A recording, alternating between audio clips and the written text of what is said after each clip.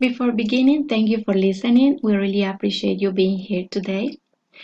Our presentation is EFL Teachers' Attitudes Towards Corrective Feedback, Sources of the Cognitive Component. Let's start with oral corrective feedback definition. Shin in 2011 and Vasquez and Harvey in 2010 said that corrective feedback is an area of particular relevance for teachers, but one with a clear disparity between teachers' beliefs and research findings. In a more recent definition, Lee and Bono in 2019 stated that corrective feedback refers to comments on the appropriateness or correctness of learners' production or comprehension of the second language. So we can say that corrective feedback is any indication to let the learner know that something in the production of the language isn't correct. Let's review some research findings and experts' opinions on corrective feedback and its relation with emotions and the cognitive component. It is a fact that teachers avoid corrective feedback to avoid stress, embarrassment, or frustration in their students. Truscott in 1999 said that teachers should be extremely cautious when using corrective feedback in the classroom, as it might produce anger, embarrassment, a feeling of inferiority, and even a generally negative attitude toward the class. Vasquez and Harvey in 2010 also found that the teachers in their study took into account mainly affective criteria when using corrective feedback strategies. And Sajjad Seferina and Mustafa Medizadeh in 2018 demonstrated that while understanding the potential of cognitive advantage of feedback forms such as elicitation, which engages the learners to correct their own errors, teachers seem to give priority to affect or to learners' affect when choosing their strategies. Gómez, Hernández, and Perales in 2019 also found that emotions, whether those experienced by the teacher or that the teacher assumes the learners will experience, impact the instructors' attitudes regarding oral corrective feedback the most, and they tend to override the other components, such as the cognitive and the cognitive one.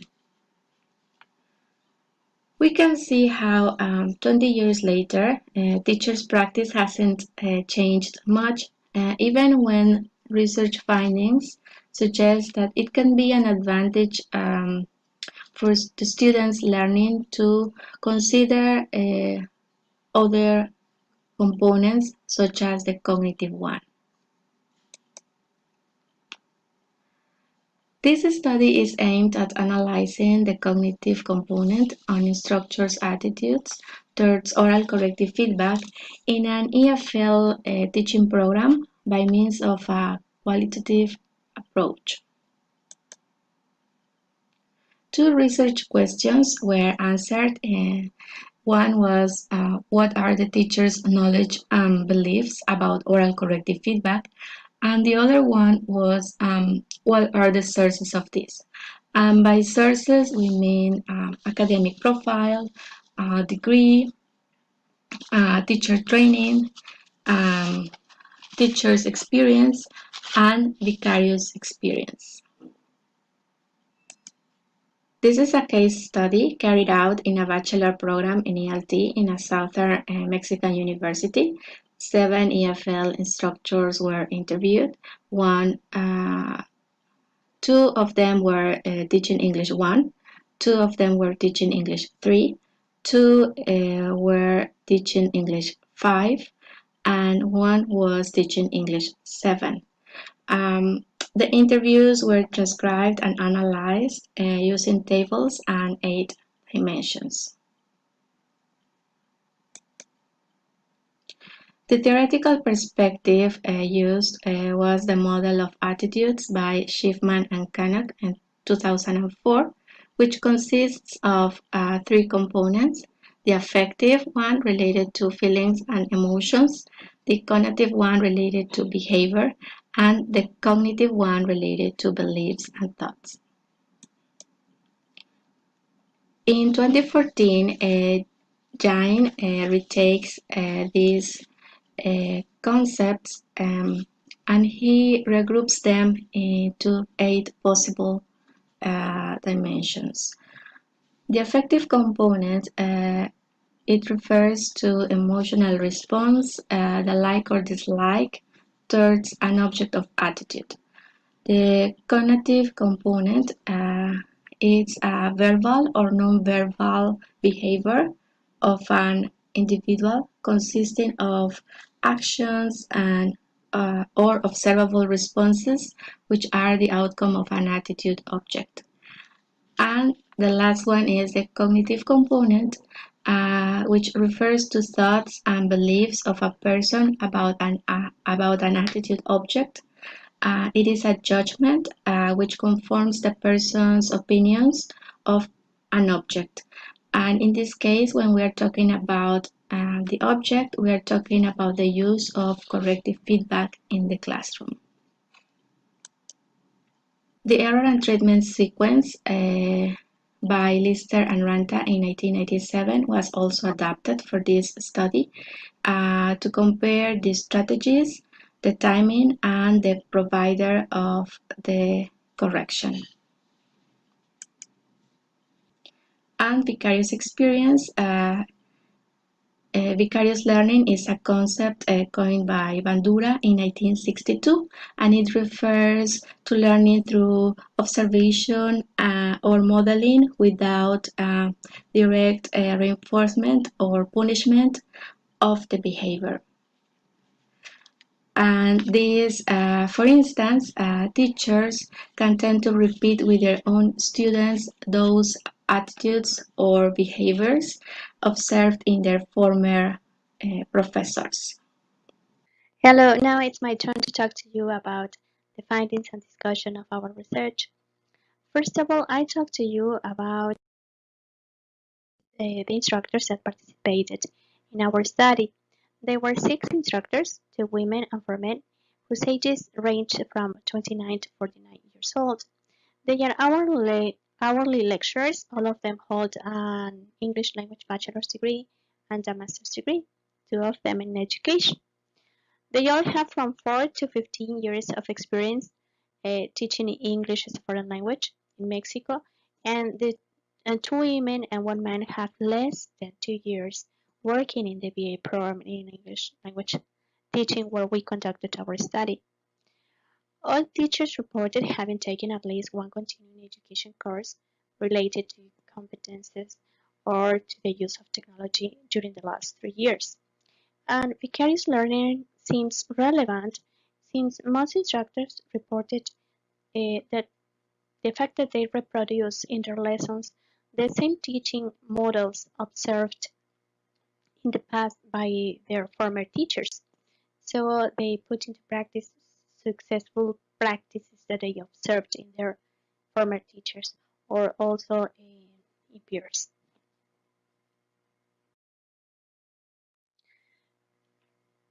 One of the variables that we studied is the strategies that they use for oral corrective feedback in the classroom, and they reported the use of recast, repetition, body language, explicit correction, and metalinguistic clue. 4 instructors have diverse beliefs about the use of corrective feedback.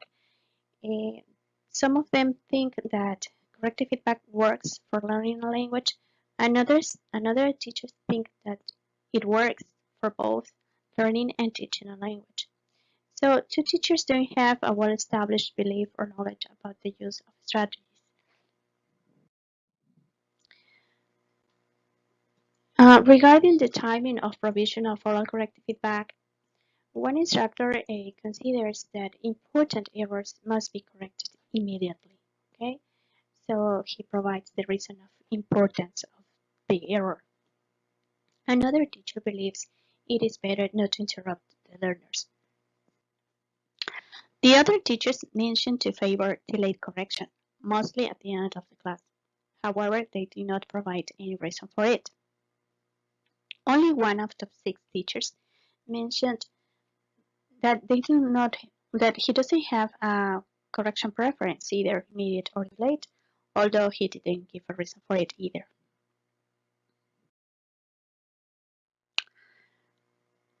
Then, regarding the provider of oral corrective feedback in the classroom, all teachers coincided that they themselves are the ones who mainly provide corrective feedback. Only 2 instructors reported that they promote the use of peer and self-correction, and the others emphasized that learners were the ones who initiated peer correction or self-correction, but without explicit or implicit promotion on their behalf. Regarding the sources of the cognitive component, which was also another of our guiding questions, we have that only 2 teachers mentioned to have learned about corrective feedback in their graduate studies, and the others didn't learn it explicitly neither in their former studies nor in continuing education courses. According to the instructors' answers, their knowledge, ideas, and beliefs about oral corrective feedback seem to come from their vicarious experience, either as a student or as a teacher. A third source of the cognitive component of attitude towards corrective feedback was that we find, the one that we find is the instructor's previous experience. Some professors are aware of the fact that they are part of a BA program in English language teacher and recognize the important role of corrective feedback to achieve this goal. So they make a distinction of this program and other ways of teaching English to people who have other purposes. So regarding the role of the cognitive component of attitude towards corrective feedback, in general terms, what we found is that there is a limited knowledge about corrective feedback in general. Instructors were generally unaware of the different corrective strategies, and they are not considering important elements in the provision of corrective feedback, such as the student's age, their cognitive development, or the specific nature of some linguistic aspects that they are teaching, and the way how all these elements interrelate with the acquisition process. So these are elements that are not considered at all.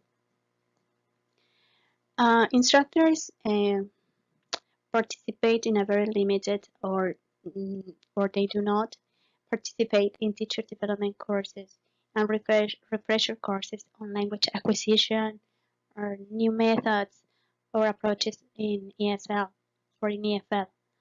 So there seems not to be a continuous updating training program. So there is a lack of information, both theoretical and practical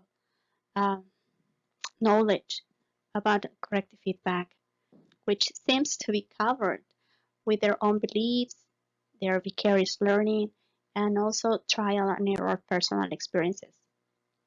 So there is a tendency to practice a more intuitive correction than one based on theories or research findings. There doesn't seem to be a reflection as language instructors neither on their teaching practice nor the acquisition process of a foreign language. So it's more like an intuitive way.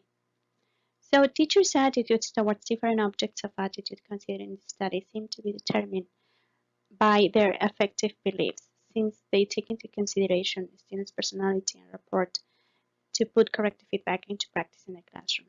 So this means that they are substituting this lack of information or knowledge about corrective feedback with this affective component and with these affective elements that they are considering. So what are our conclusions? We have arrived at the following conclusions. It became evident that both the cognitive and affective components play a very important role in instructors' decisions to use oral corrective feedback in the classroom. This study had the aim to go deeper on the first component, okay, the knowledge and the beliefs about corrective feedback, based on an identification of these beliefs, and also on an analysis of the sources which generate this component. Our results suggest that vicarious learning, personal experience, and common and intuitive teacher sense guide their practice towards corrective feedback. Instructors' training, professional profile on the other hand, and updating courses do not seem to have a positive impact on their behavior about corrective feedback, since it is very limited or is not really related with language learning, language acquisition, new strategies, etc. Instructors' years of experience do not seem to be a factor which affects these cognitive components, since both novice and experienced teachers reported the same attitudes in general. So, the result suggests also that professors' attitudes are not positive completely or totally towards corrective feedback because of this lack of information, because of this lack of training or this lack of knowledge. However, the affective component seems to have a very important role in, in their attitudes towards corrective feedback, as reported by Gómez, Hernández, and Perales 2019. So, we have noticed that there is a necessity to train and update English language instructors so that they can have more dynamic attitudes, so that they can change from negative or neutral attitudes to more positive ones, as suggested by previous studies too. Of course, there are limitations in this study. One is that this is just a case study, so further research is needed to be conducted with more participants and other methodologies. So our list of references.